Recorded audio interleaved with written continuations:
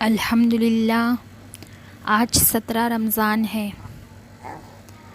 آج وہ مبارک دن ہے کہ جس دن ہمارے پیارے نبی کی پیاری زوجہ ام المومنین عائشہ صدیقہ رضی اللہ تعالی عنہا اس دنیا سے رخصت ہوئی۔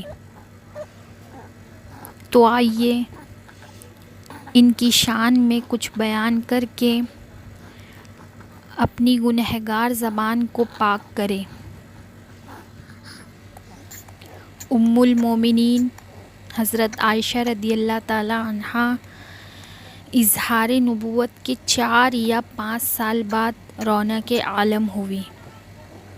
آپ کے والد ماجد ابو بکر صدیق رضی اللہ تعالی عنہ ہیں اور والدہ ماجدہ کا نام زینب بنت عامر اور کنیت ام رومان ہے۔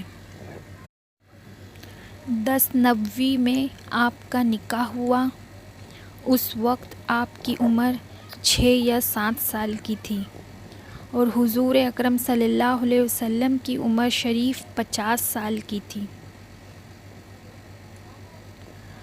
حضرت عائشہ رضی اللہ تعالی عنہا کی رخصتی پہلی سن ہجری میں 9 ماہ بعد ماہ شوال المکرم میں ہوئی۔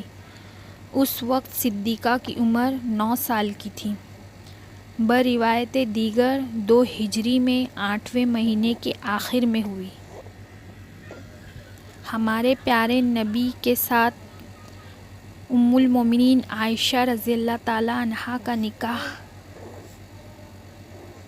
حضرت ابو بکر صدیق رضی اللہ تعالی عنہ نے منعقد کرایا۔ آپ کا مہر عقد 400 درہم مقرر ہوا۔ ولیمے سے متعلق خود حضرت عائشہ فرماتی ہیں، کوئی اونٹ یا بکری ذبح کر کے ولیمے کا کھانا تیار نہ ہوا بلکہ ایک پیالہ دودھ جو سعد بن عبادہ کے گھر سے آیا ہوا تھا وہی ولیمہ تھا۔ آپ کی کنیت ام عبداللہ ہے۔ اپنے بھانجے عبداللہ بن زبیر اسماء بنت ابو بکر رضی اللہ تعالی عنہ کی نسبت سے ہیں۔ حضرت عائشہ رضی اللہ تعالی عنہا نے حضور صلی اللہ علیہ وسلم سے درخواست کی کہ ان کی کنیت مقرر فرمائیں۔ آپ نے فرمایا، اپنی بہن کے صاحبزادے سے اپنی کنیت رکھ لو، یعنی عبداللہ بن زبیر رضی اللہ تعالی عنہما سے۔ ایک روایت میں ہے کہ جب عبداللہ بن زبیر پیدا ہوئے تو حضور صلی اللہ علیہ وسلم نے لعاب دہن مبارک ان کے منہ میں ڈالا اور حضرت عائشہ سے فرمایا، یہ عبداللہ ہے اور تم ہو ام عبداللہ۔ منافقین کا ام المومنین حضرت عائشہ رضی اللہ تعالی عنہا پر تہمت لگانا سن 5 ہجری میں پیش آیا۔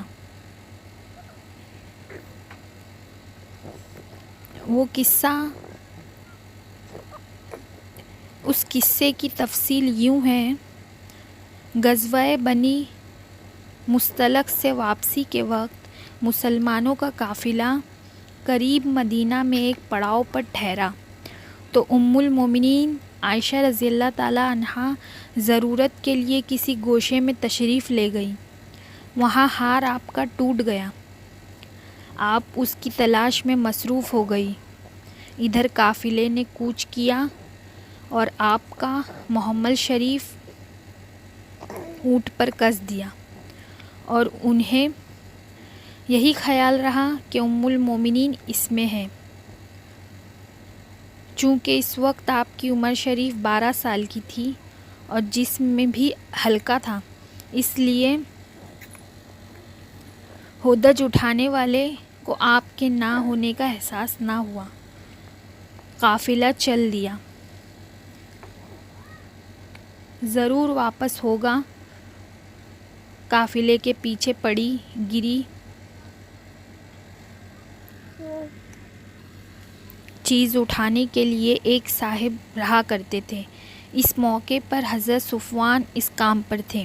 جو وہ آئے اور انہوں نے آپ کو دیکھا تو بلند آواز سے انا للہ و انا الیہ راجعون پکارا۔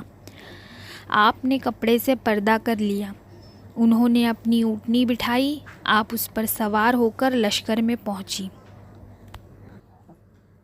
منافقین سیاہ باطن نے اوہام فاسدہ پھیلائے، آپ کی شان میں بدگوئی شروع کی۔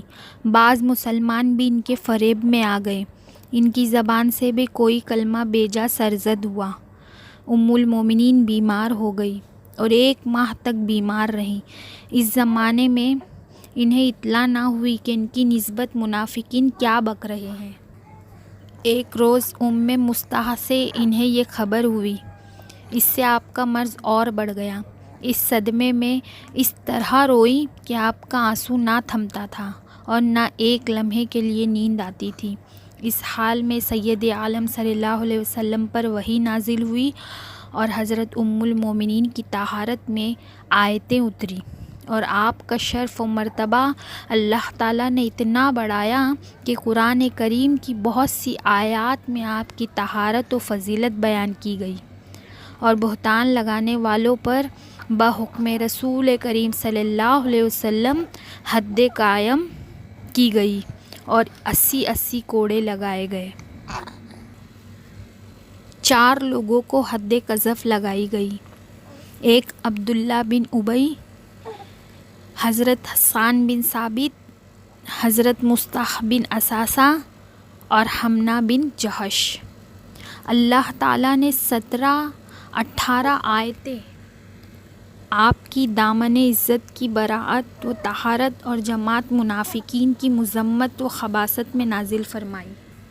ام المومنین عائشہ صدیقہ رضی اللہ تعالیٰ عنہا فرمایا کرتی تھی کہ مجھے تمام امہات المومنین پر کچھ ایسی فضیلتیں حاصل ہیں جو کسی اور ازواج مطہرات کو حاصل نہ ہوئی۔